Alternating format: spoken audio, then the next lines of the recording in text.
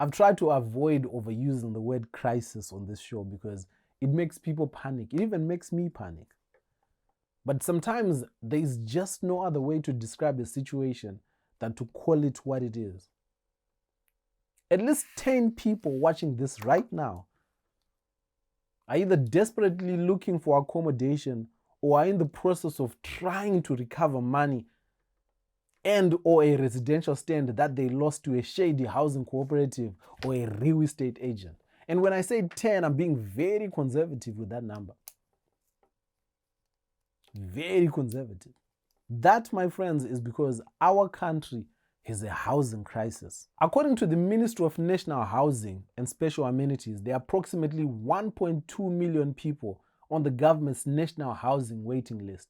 But if there is anything that ZANU-PF mathematics has taught us over the years, it's whatever number they publicly acknowledge, multiply it by 3. That's how you get the real number. We know that number is nowhere near the actual reality on the ground because most local authorities don't even keep official waiting lists. Like most problems in our beloved country, they go way back. Have you ever heard of Potter Farm? What about Churu Farm? Okay. You're gonna learn today. Ladies and gentlemen, war vets and unfocused youth, welcome to another episode of Propaganda with Kandoro.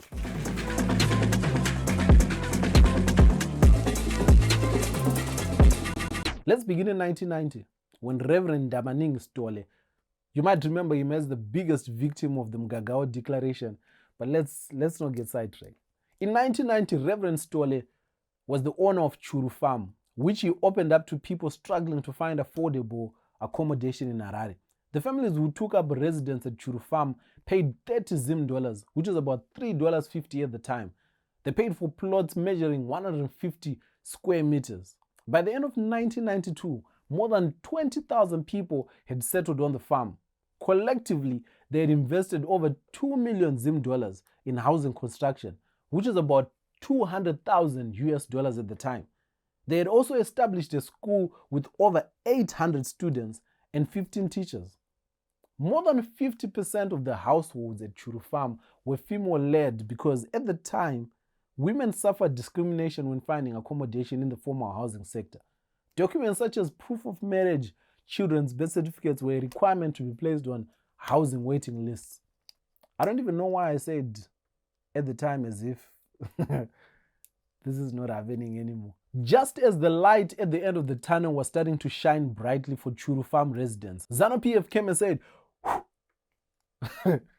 because when ZANU-PF beefs with you, they beef with you to the grave. In the 1990s, Reverend Stole was rolling with a new crew, ZANU-Ndonga, which effectively meant he was part of the opposition. You see where this is going, right?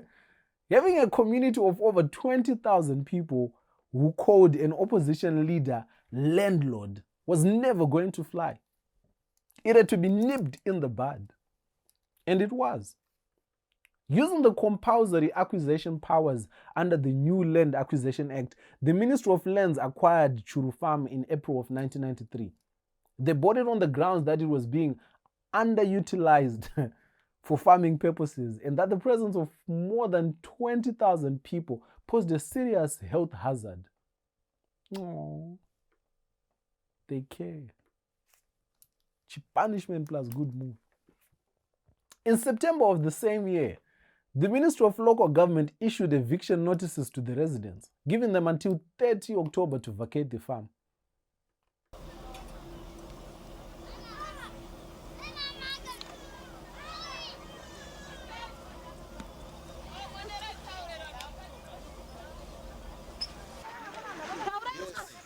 It's a real disaster. What's happening? We've been chased from this place. When the police came, we are just forced to push out.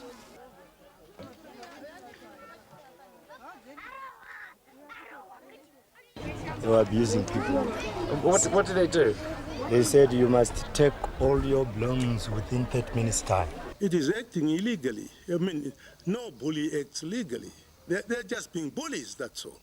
Come to think of it, Ndamaning Stole might have been one of the first victims of the land reform program, 8 years before the actual land reform program. In 1992, just before a meeting of the Commonwealth heads of state in Harare, over 1,500 families were forcibly removed from the informal settlements of Epworth and Mbare.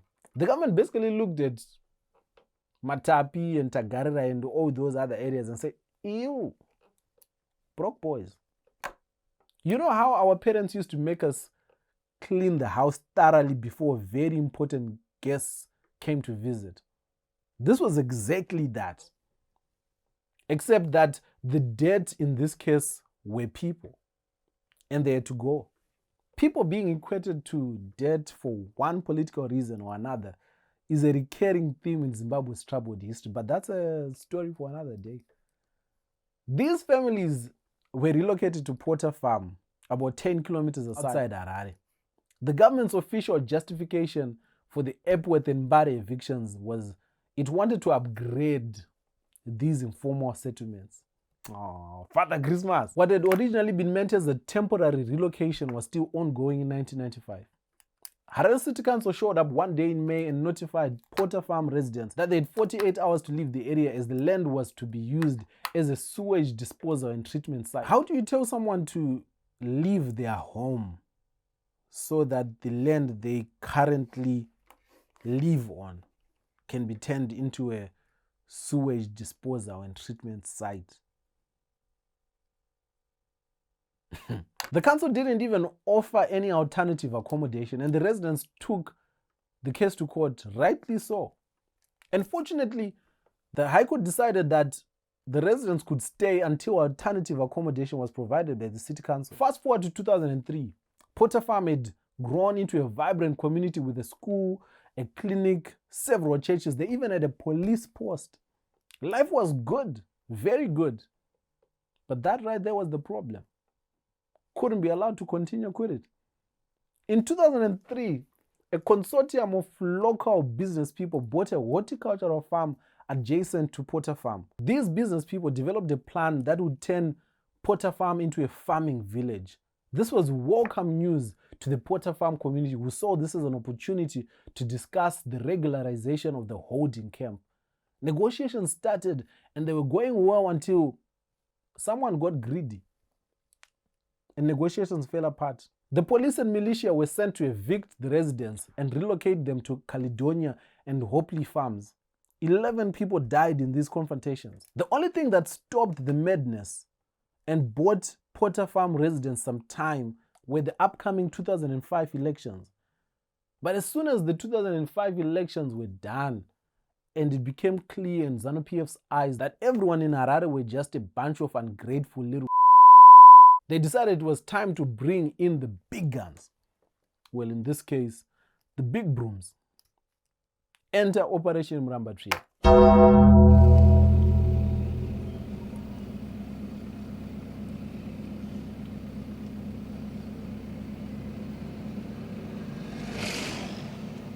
Kade bediliza ngamasotsha sibile lizwe lamapholisa kakhulu amapholisa nxa ukuthi kuyabuzakala ukuthi kade kwenze njani amakhansila bayehluleka bathi ayisilo hlelo lwabo lolu hlelo lukahulumende kanye lawo amapholisa futhi ayakuthola ukuthi bona babuya kusemthethweni bavela kuhulumende. Uma benthengisa nje ama-vegetable konke amatamatisi kwenye nje bengodinga into zonke ezisemakethe. Bakufice izinto zonke lezo zikhona. Yebo bafice zikhona abanthathele. Bathethe izinto ezingaba ngezemalini. Izinto ade zikhona sezinge-200,000. It would be very cruel of me to go over Operation Mrambatriya again. No one should ever have to relive that cruelty. Just the name alone tells you how little regard there was for human life, let alone dignity. How could a government label people's homes Trina, trash, when those homes were a direct result of that government's economic policies or lack thereof? The fact that the government still went ahead with the demolitions just before the beginning of a brutal winter without offering any alternative accommodation tells you all you need to know about the true motivations of the operation. In an interview, Robert Mugabe said, well, the numbers that Britain gave were exaggerated. We've heard 700,000 to 800,000. No, of course, no, that's absolute nonsense. I don't think the number was more than I don't think it was more than 100,000 really. Another perfect example of ZANU-PF mathematics. The real number is definitely northwards of 300,000. But even if it was 100,000, why are you okay with that number? Why is it acceptable for you to say only 100,000?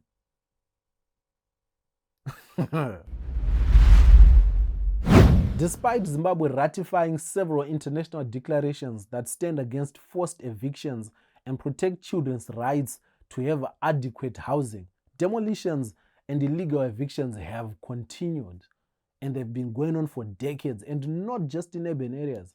This is what is happening in Toko. Some villagers in Zimbabwe's Mutoko district say they're not sure what the future holds now that Chinese companies such as Jinding Mining are exploring quarry mining in the region.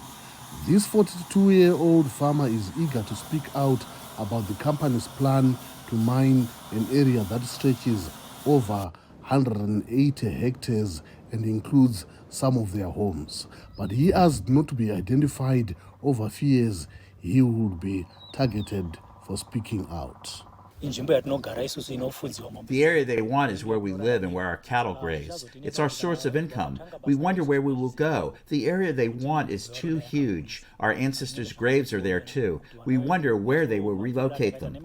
As we speak right now, there is a battle that is brewing between the people of Chilonga and Chiredzi and the government. More than 12,000 people face eviction because the government gave their ancestral land to a private company for a Lucene project. Every court application they've submitted to fight this eviction has been thrown out. The government argues that the land has been lying idle, whereas the project will bring 50 million annually. They always make it seem as if this 50 million will be shared equally. Kandoro, the shamelessness. You put all these evictions and demolitions together, and what you have is a nation that is vulnerable and desperate. And it's in that desperation that criminals shine. Because people become so susceptible to bogus housing cooperative schemes and are eager to listen to land barons who show up with offers that are too good to be true. Common issues related to these shady deals include double allocation, land being sold before the place is serviced, people being placed in wetlands, building and construction going on without council approval. The result is always the same. City council, like clockwork, will show up and say, "What it do, baby?" and demolish your structure, and the whole cycle begins again. A commission of inquiry appointed by President Mnangagwa in 2018, led by former High Court Judge Justice Tendai Uchenna, concluded that state land worth over $3 billion was illegally sold to home seekers by land barons since 2005. It's only when ZANU-PF thinks they are the victim that they try to give us the real numbers. The Commission's report also revealed that politically connected individuals, land barons, property developers, housing cooperatives, were the ones responsible for this grand theft. It also recommended the prosecution of 431 cases of suspected corruption related to the land deals. Guess how many were prosecuted? Guess, can.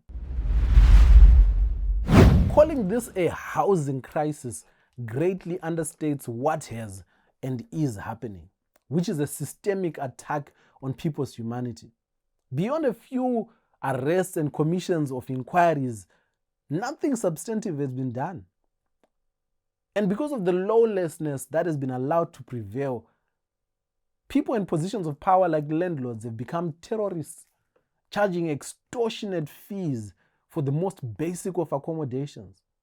In high-density suburbs such as Warren Park, which are deemed closer to the CBD, a single room is around $70 US. And using today's salary and today's interbank rate, a junior doctor would only afford to pay for 2 rooms, and they would have to get another job to pay for food. That is what is happening in Mbuyane and Zimbabwe.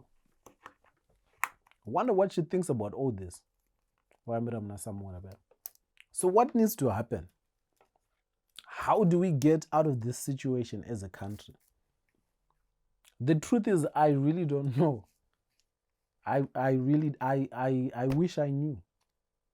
I don't even know if the powers that be want us to get out of this situation, because this crisis seems to be very beneficial to their bottom line. What I do know is that now more than ever, it's imperative that we depoliticize housing.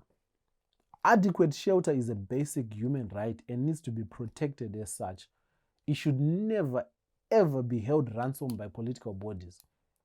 Time and time again, we have let history repeat itself. What happened to the people at Churu Farm should have never happened to the people at Potter Farm, or in Umguza, or in Toko, or in Chilonga. As the 2023 elections draw closer, we're going to be hearing increased promises of residential stands and title deeds and development this and development that. And I honestly would not blame anyone who bites. That's how desperate the situation is. But history will tell you that it's all a lie. It's not even a decent lie. Decisions of who lives where should be left to technocrats within council and local government structures. It's been said before by people far smarter than I am, but it needs to be said again. We must consider building upwards. As nice as it is for everyone to have a residential stand with a garden, it's also very unsustainable. Land is a finite resource. At some point, we're going to run out of space to build. Just try to think about what the water table will look like 10 years from now, when you consider that everyone is currently drilling boreholes. But far more important than anything that I've said in this episode, we desperately need new cities. Not just sprawling settlements around existing cities, but entirely new cities with their own ecosystems. Zimbabwe's all-weather friend China has 687 cities. Of those, more than half were built after the Communist Party came into power in 1949. So the next time you travel to China, honored comrades, we need you to do more than shop and walk around saying, it's good to be here. Look around. Try to see what you can emulate or steal, since that's what you're good at. But even if all these pleas fall on deaf ears, which they usually do, it's okay. It really is. Because 2023 is coming. Me and a few other unfocused youth I know can't wait to reclaim our future. We can't wait to reclaim our dignity and reassert our rights. If you haven't registered to vote yet, I suggest you do so soon, because in 2023, that's the only way to be part of the cool kids. This has been another episode of Propaganda with Kandoro. I'll catch you guys next week.